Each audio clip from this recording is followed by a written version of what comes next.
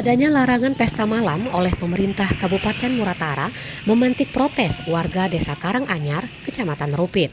Buntutnya, warga melakukan aksi blokade Jalan Lintas Sumatera atau Jalinsum yang menyebabkan kemacetan total pada Senin 17 Mei 2021 mulai pukul 17 hingga 19:20 waktu Indonesia Barat.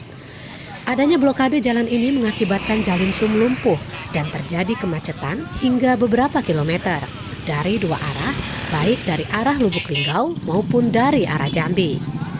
Bupati Muratara Haji Devi Suhartoni langsung menemui masyarakat.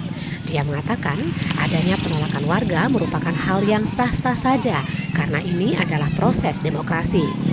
Namun, Devi menyesalkan adanya pemblokiran Jalinsum karena jalan ini adalah milik negara. Devi pun mengatakan dirinya akan menampung semua aspirasi warga dan akhirnya blokade jalan kembali dibuka oleh masyarakat. Laporan Alam dari Kabupaten Muratara untuk Anda.